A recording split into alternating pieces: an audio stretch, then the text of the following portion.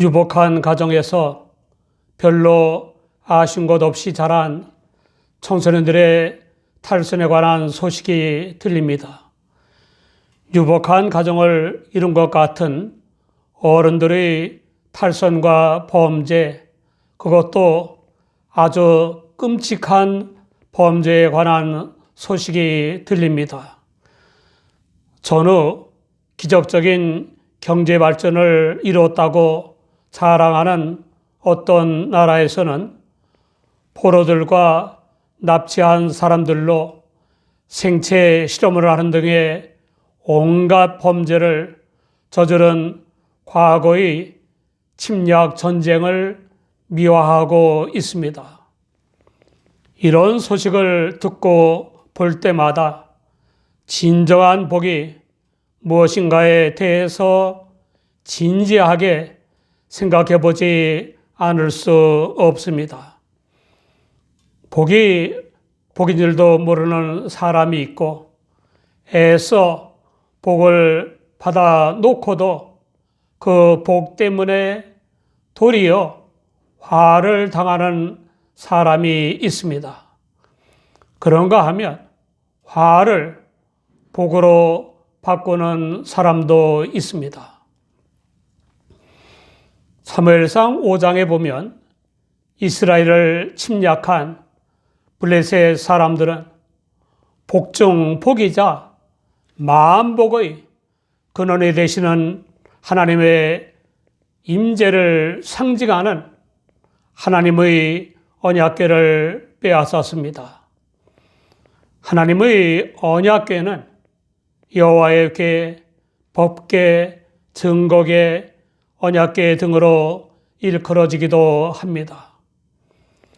이스라엘을 침략하여 언약궤를 약탈한 블레셋 사람들은 어이없게도 언약궤를 그들이 믿는 신들 중 하나인 다곤 곁에 두는 망발을 했습니다.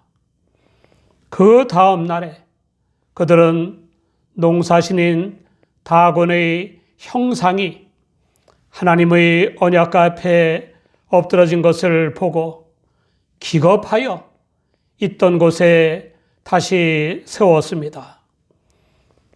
다음 날 아침 일찍이 그들이 본 것은 하나님의 언약궤 앞에 엎드러진 다곤신의 몸뚱이와 문지방에 떨어져 있는 다곤신의 머리와 두 손목이었습니다. 그것을 보고도 깨닫지도 못하고 회개하지도 않은 블레셋 사람들에게 하나님께서는 독종의 재앙을 내리셔서 그 일대를 망하게 하셨습니다. 그러나 블레셋 사람들은 우상 숭배의 헛됨을 깨닫지도 못하고 하나님을 믿지도 않고 하나님의 언약궤를 이스라엘로 돌려보내고 말았습니다.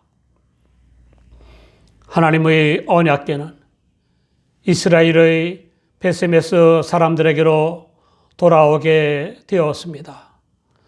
베세메스의 사람들은 정말 운이 좋게도 만복의 근원이신 하나님의 언약궤를 모시게 된 것입니다.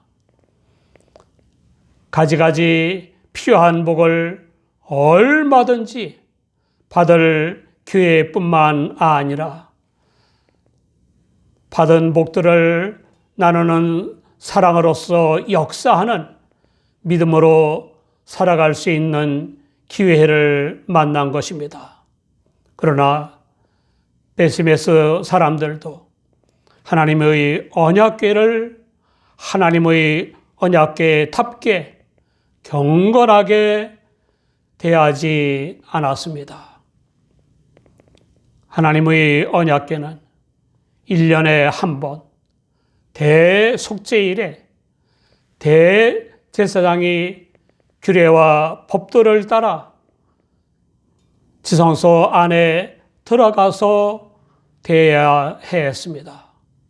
그런데 멋대로 들여다보는 등 함부로 대했기 때문에 5만 70명이 죽는 재앙을 초래했습니다. 복을 사랑의 방편으로 삼는 등 값지게 사용하지 않고 잘못 사용하면 화를 초래하게 되는 것입니다. 등잔에 불을 켜고 불편하게 살아본 사람들은 전기가 인류에게 얼마나 엄청난 복인지 잘 압니다.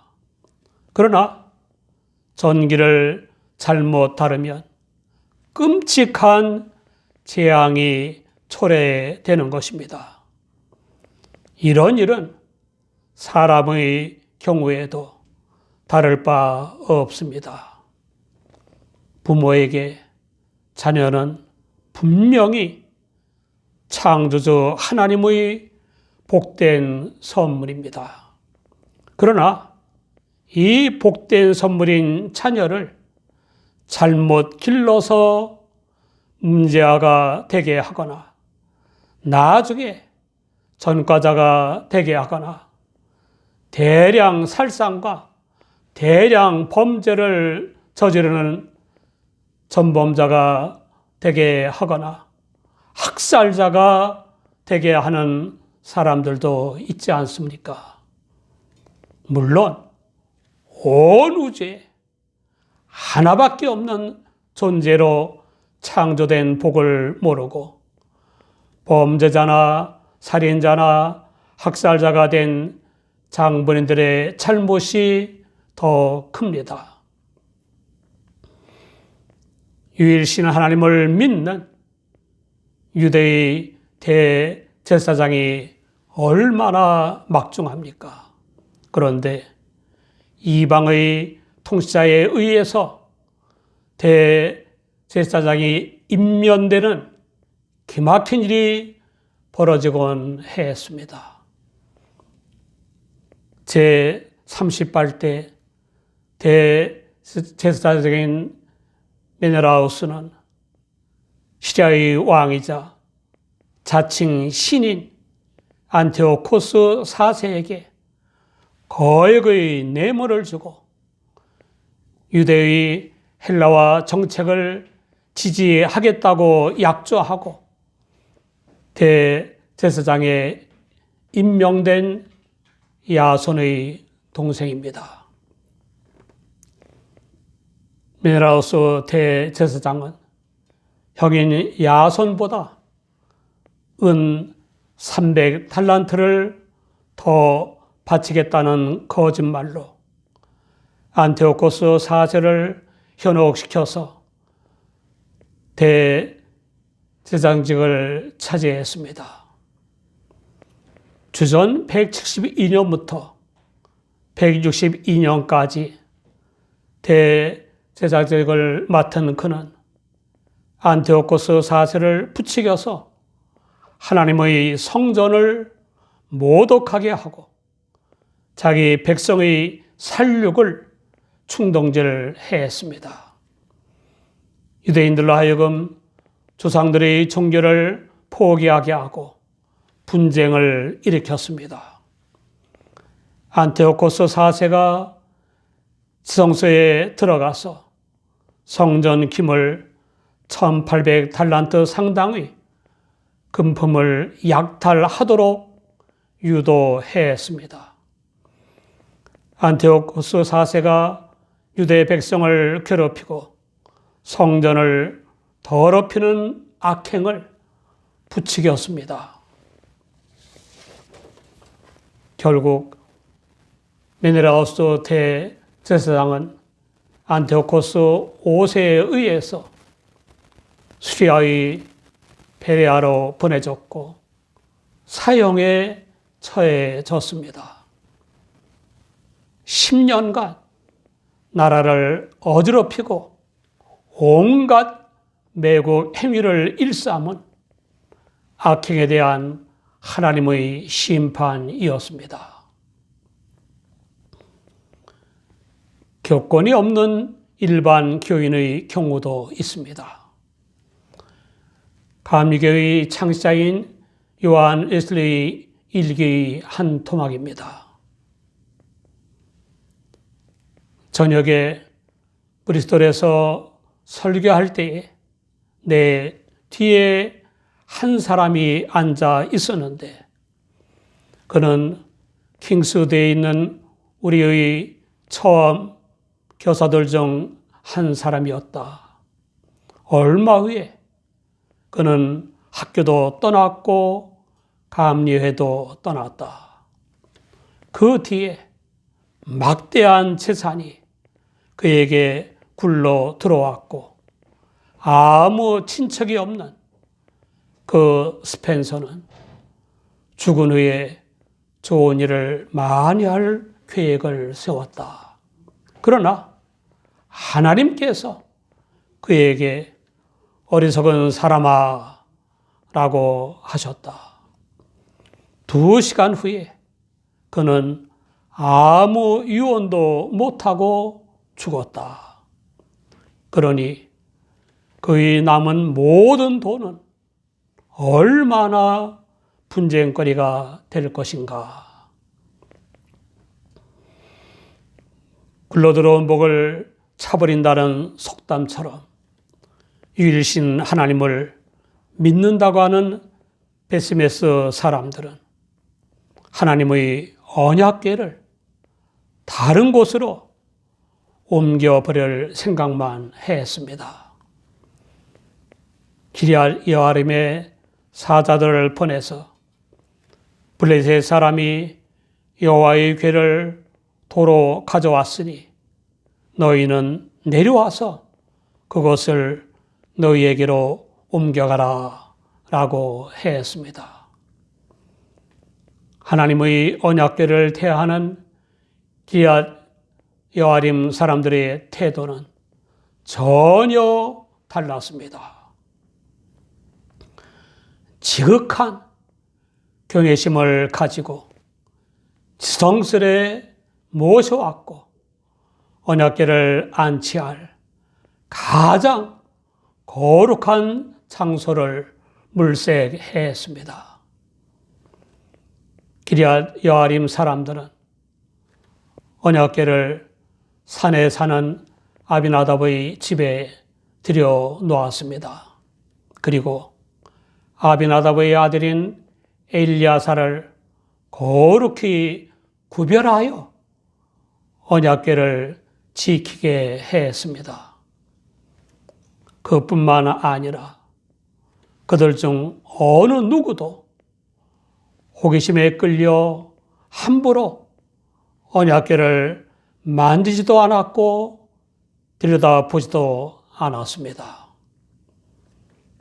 그들은 지혜롭게도 다른 사람들의 잘못과 불행이나 재앙의 원인을 마음에 새김으로써 그들과 같은 잘못을 저지르지도 않았고 불행이나 재앙을 겪지도 않았습니다.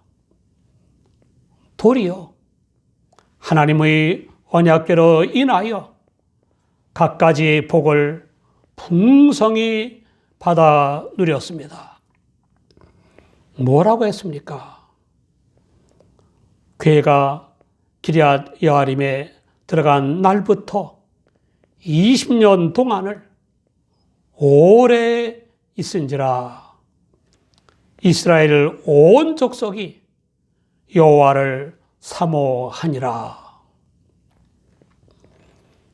기럇 여아림 사람들은 하나님의 언약궤를 모시고 그 언약궤에 합당하게 행함으로써 20년 동안이나 언약궤를 모시는 영광과 복을 누릴 수가 있었습니다. 그 사랑으로서 역사하는 믿음으로 하는 값진 생활은 온 이스라엘로 하여금 하나님을 사모하게 하는 계기가 되었습니다. 하나님의 언약궤는 시뜸나무로 만들었고 금으로 씌웠으며 네 귀에 금고리를 달아서 채를 꿰어 메고 다닐 수 있게 되었습니다. 뚜껑은 석재소라 불렀고 그 좌우에는 황금으로 만든 그릇 둘이 마주 앉아 있었습니다. 그러나 하나님의 언약궤로 하나님의 언약궤가 되게 하는 결정적인 요인은 하나님의 언약궤 자체의 외적인 아름다움이 아닙니다. 하나님의 언약궤인 결정적인 요인은 그 안에 십계명을 새긴 돌비 둘이 들어있기 때문입니다. 만일에 언약궤 속에 하나님의 말씀이 없다면 그 언약궤는 하나님의 언약궤라 할 수가 없는 것입니다. 물론 십계명의 핵심은 하나님 사랑과 인간 사랑입니다. 아무리 아름답게 지은 성전이라 하더라도 아무리 웅장하게 지은 교회 건물이라 하더라도 그 안의 강단에서 하나님의 말씀이 바로 선포되지 않는다면 언약궤를 모신 성전이라고 할 수 없습니다.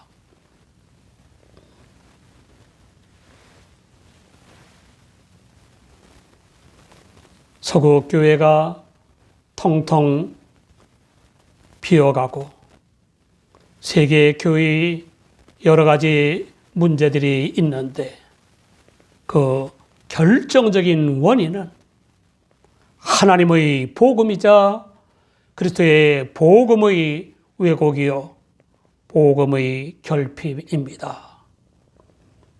그러므로 모든 문제의 해결은 하나님의 말씀 중 말씀인 복음으로 돌아가는 것입니다. 기독교인의 모양을 다 갖췄다고 해도 신비에 말씀을 새기고 그 말씀대로 생각하고 말하고 행하지 않는다면 언약궤를 모신 기독교인이 아닙니다. 말씀이 육신이 되어 우리 가운데 거하신 예수 그리스도를 모시지도 않고 그 뜻대로 살지도 않는 사람은 복을 받아 누리며 사는 기독교인이라 할 수 없습니다. 고린도후서 13장 5절에 너희가 믿음에 있는가 너희 자신을 시험하고 너희 자신을 확증하라. 예수 그리스도께서 너희 안에 계신 줄을 너희가 스스로 알지 못하느냐. 그렇지 않으면 너희가 버려온 자니라 라고 했습니다. 사랑하는 여러분, 우리의 마음속에, 우리의 가정에, 우리의 일터에 하나님의 언약궤를 모시고 하나님의 뜻대로 살고 있습니까? 언약궤인 것은 그 안에 십계명이 들어있기 때문입니다. 십계명을 비롯한 구약의 모든 말씀의 완성 그 이상이신 예수 그리스도를 믿는 우리는 예수 그리스도를 마음에 모시고 복음에 합당하게 살아야 합니다. 바로 이것이 참으로 복을 받은 것이고 복을 누리는 것입니다. 요한복음 1장 14절을 보면 말씀이 육신이 되어 우리 가운데 거하심에 우리가 그 영광을 보니 아버지의 독생자의 영광이요 은혜와 진리가 충만하더라 라고 했습니다. 빌립보서 2장 5절에는 너희 안에 이 마음을 품으라 곧 그리스도 예수의 마음이니 라고 했습니다.